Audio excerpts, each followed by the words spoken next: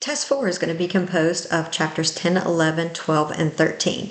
And what's important to note before we even really get into this is that this is the time in the semester where the chapters double up, where the assignments double up, and they're going to be due on the same day. So chapters 10 and 11 are going to be due together and at the same day, and 12 and 13 are going to be due together and on the same day. So it's just something to be aware of, and to make sure that you're prepared to double up on those. Now, chapter 10 is going to start off talking about fitness and sports nutrition, and that's one that there are often a lot of students who get very interested in this chapter. And what we're going to look at is what activities are going to use which nutrients. So when are nutrients going to be used up during exercise and activities, and we're going to talk about ATP, how it's an energy source for the body, for the cells, and how that is how your energy sources in your diet are broken down to get ATP. So we're going to look at that, and that is what we call metabolism. And you might have had other classes where you've already worked through this. This might be something that's a little bit more new to you, but we're going to look at those aerobic and anaerobic processes to break down your energy yielding nutrients to obtain ATP as an energy source for your cells. So, for the anaerobic, that's going to be when there's oxygen's not available or they don't require oxygen. For your aerobic, that's going to be when oxygen is available and those processes are going to require oxygen. So we're going to compare those two benefits, advantages, and disadvantages to each of those, and why the body would use each one and under which conditions the body would use each one. So that's what we're going to be looking at. We're going to be looking at, we've talked about energy yielding nutrients, but in this chapter we're going to talk about how do we get the energy out of them and use them in the body. So that's going to be chapter 10. You're going to have a quiz for chapter 10 and a discussion post also. Now for chapter 11, chapter 11 is going to look at eating disorders. We're going to focus mostly on anorexia and bulimia nervosa. We're going to look a little bit at binge eating disorder. We're going to cover some of some more less common or less known eating disorders. So that's what we're going to look at in chapter 11. You're going to have a set of essay questions due for chapter 11 and also discussion post. Moving on to chapter 12, this is going to be your food safety chapter. This one personally is my favorite. My background is in food microbiology, and so this is the one that I always like the most, just because it's stuff that I've studied in depth.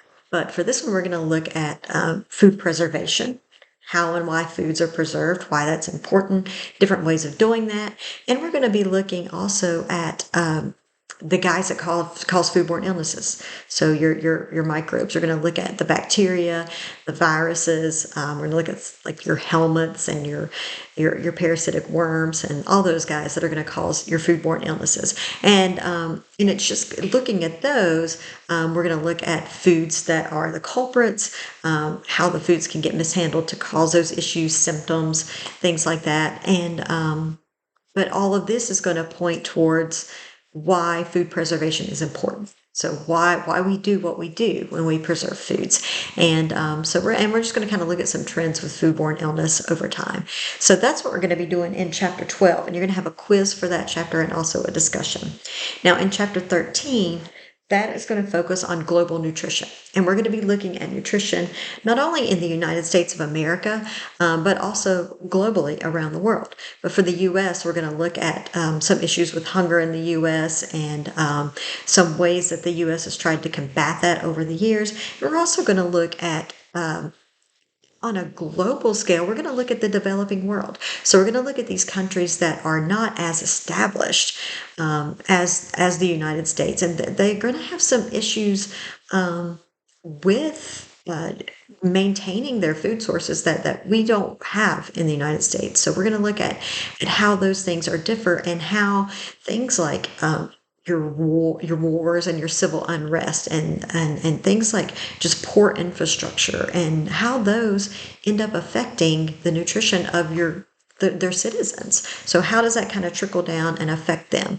And so we're gonna examine that. We're gonna look at malnutrition, the different types of malnutrition, and how those differ from one another. And we're gonna address how there's overnutrition and there's undernutrition. So we can have access to all kinds of food and still be malnourished because we're eating too much of the wrong things.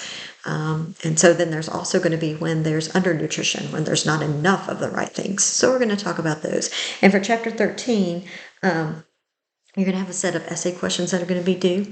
And then you're going to have test 4. So test 4, again, that's going to cover chapters 10, 11, 12, and 13. And you're also going to have a unit discussion post that's going to be due.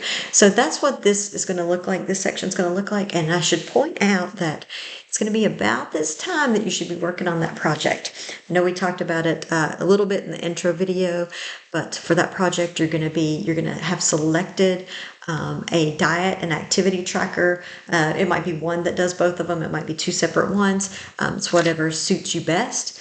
And you're going to be tracking that diet for 7 days. And you're going to be compiling that data, and you're going to be answering those discussion questions. And again, like what I mentioned at the very beginning of the semester, if this is something that you're not comfortable doing, maybe it's just not a good time for you to be kind of really diving into that for various reasons, and there are various legitimate reasons.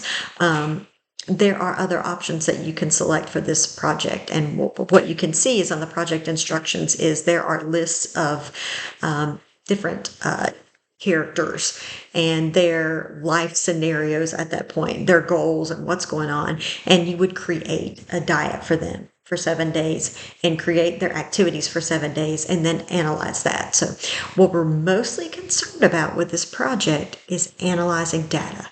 And so we want to be able to look at a nutrition intake. We want to compare that to recommendations and see how they match up, and make some predictions, like what could be issues that could happen if this continues? How can we make this better? What foods can we add? What foods can we remove?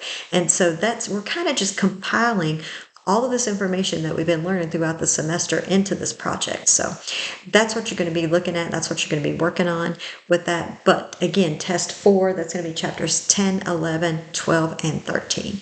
So as you work through this, if you have any questions at all, as always, please let me know. Thank you.